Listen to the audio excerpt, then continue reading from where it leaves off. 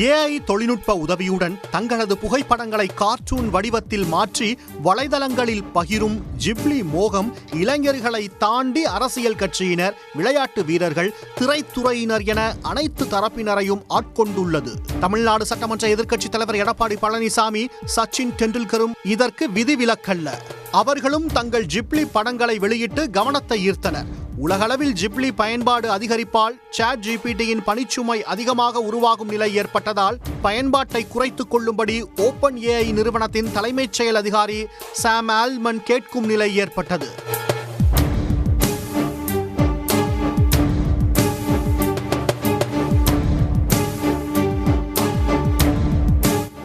1985ஆம் ஆண்டு ஹயாவ் மியாசாகி மற்றும் இசாவோ தகாஹாட்டா ஆகியோரால் ஜப்பான் நாட்டில் ஸ்டூடியோ ஜிப்லி என்ற பெயரில் ஒரு அனிமேஷன் திரைப்பட தயாரிப்பு நிறுவனம் தொடங்கப்பட்டது.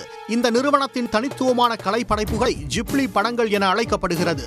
ஜப்பான் மக்களின் இயல்பான தினசரி வாழ்க்கை முறையை மிகவும் நுணுக்கமாக கையால் வரையப்பட்ட ஜிப்லி படங்கள் காட்டின. இந்த படங்கள் திரைப்படங்களுக்கு ஒரு புதுவிதமான அழகை தந்தன. இந்த தொழில்நுட்பம் கதையின் உணர்வை வெளிப்படுத்தவும் கதாபாத்திரங்களின் உணர்ச்சிகளை பிரதிபலிக்கவும் உதவியதால் மக்களின் கவனத்தை ஈர்த்தன. ஜிப்லி முறை அனிமேஷன் திரைப்படத்துறையில் ஒரு பெரிய தாக்கத்தை ஏற்படுத்தியது. திரைப்பட தயாரிப்பாளர்கள் மற்றும் கலைஞர்கள் ஜிப்லி முறையை தங்களது படைப்புகளில் பயன்படுத்தினர்.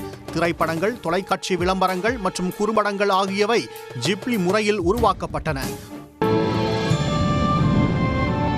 For over 35 years, Studio Ghibli's films have offered us spectacular visions without parallel.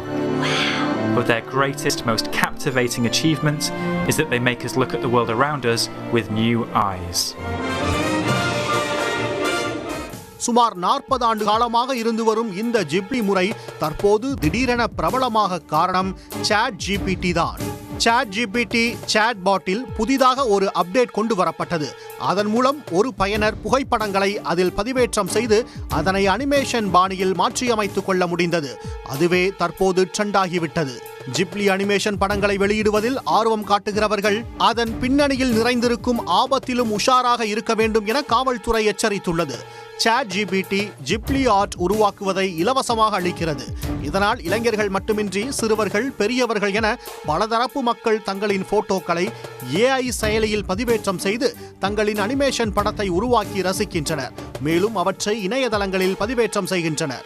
Upload செய்யப்படும் படங்கள் AI தொழில்நுட்பத்தால் தவறுதலாக பயன்படுத்த வாய்ப்பு இருப்பதாகவும், தனிப்பட்ட படங்கள் வெளியில் கசிய வாய்ப்புள்ளதாகவும் சைபர் கிரைம் போலீசார் மற்றும் சைபர் நிபுணர்கள் எச்சரிக்கின்றனர். மக்கள் தங்களின் போட்டோக்களை ஜிப்லி ஆர்ட் படங்களாக மாற்றச் சொல்லி AI செயலிகளில் அப்லோடு செய்கின்றனர். இந்த படங்களை AI தன் திறன் மேம்பாட்டுக்காக பயன்படுத்திக் கொள்ள வாய்ப்புள்ளது. நம் தோற்றத்தை வேறு இடங்களிலும் பயன்படுத்திக் கொள்ள முடியும் என சைபர் நிபுணர்கள் தெரிவிக்கின்றனர். என்னையா நான் கார்ட்டூனை போயிட்டு செய்து கொண்டு அல்லது என் நண்பர்களை, உற்றார் உறவினர்களை கார்ட்டூனாக செய்து கொண்டு அனிமேஷன் பிக்சரை கொண்டு வந்து இவங்க இந்த ஊருக்கு போன அப்படி இருக்கும், அவங்க நடந்த அப்படி இருக்கும் என்று பார்க்கறது ருசிகரமான தகவல்கள். இதையே ஒரு குற்றம் என்கிற நோக்கில் பார்த்தோமானால், ஒருவர் செய்யாத குற்றத்தில் ஒருவர் போகாத இடத்தில் ஒருவர் போவது போல் செய்து, அல்லது ஒரு ஆபாசமான அருவருக்கத்தக்க போர்னோகிராஃபி கண்டென்ட் உள்ள ஒரு படத்தில் யாரோ ஒருத்தருடைய முகத்தை கார்ட்டூன் போன்ற வடிவத்தில் நம்ம போட்டுட்டு என்ன பண்ணுறோம், அதை யூஸ் பண்ணிக்கொண்டு அவர்களை பிளாக்மெயில் செய்யலாமா அப்படிங்கிறது குற்றம் சார்ந்த பரிமாணம். பலரும் ChatGPTயில் படங்களை பதிவேற்றம் செய்து ஜிப்லி படங்களை உருவாக்குகின்றனர். மேலும் பலர் பல்வேறு இணையதளங்கள், புதிய செயலிகளை பயன்படுத்தி படங்களை உருவாக்க முயற்சிக்கின்றனர். நாளடைவில் ஜிப்லி ஆர்ட் படங்கள், வீடியோக்கள் உருவாக்க பல்வேறு புதிய செயலிகள் அறிமுகமாகும். அவற்றை பயன்படுத்தி ஜிப்லி உருவாக்க முயற்சிக்கும் போது தகவல்களை திருட வாய்ப்புள்ளது.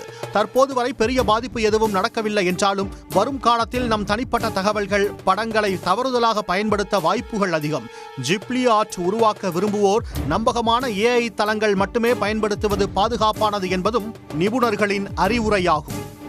ஒரே ஒரு act, DPDP act, digital personal data privacy act August 23 வந்தது. அது வந்த உடனே இண்டஸ்ட்ரியில் வந்து ஆகான்னாங்க. கடைசியில் அது வந்த பிறகு என்னாச்சு, அதுக்கான ரூல்ஸை ஃபார்ம் பண்ணல. இது ஏன் மத்திய அரசு இவ்வளவு மெத்தனமாக, இவ்வளவு நிதானமாக நடந்து கொள்கிறது என்பது புரியவே இல்லை. டேட்டா பிரைவசிக்கு மற்ற எவ்வளவோ நாடுகளில் பலதரப்பட்ட முக்கியமான சட்டங்கள் இருக்கின்றன. உதாரணமாக லண்டனில், UK யூரோப்பியன் யூனியனில், இங்கிலாந்து, போன்ற மற்ற அந்த குழு நாடுகளில் யூரோப்பியன் யூனியனில் GDPR general data protection regulation ஒரு 6-7 ஆண்டுகளாக வெற்றிகரமாக நடந்து கொண்டிருக்கிறது. தனிப்பட்ட புகைப்படங்கள் மட்டுமின்றி குடும்பத்தினருடன் நெருக்கமாக இருக்கும் புகைப்படங்களையும் இணையதளத்தில் பதிவேற்றம் செய்வதை விஷமிகள் தவறாக பயன்படுத்த வாய்ப்புள்ளது. அவற்றை மார்பிங் செய்து சட்டவிரோத செயல்களுக்கு பயன்படுத்தலாம். எனவே ஜிப்லி பட விஷயத்தில் முன்னெச்சரிக்கையாகவும் உஷாராக இருப்பதுமே நல்லது.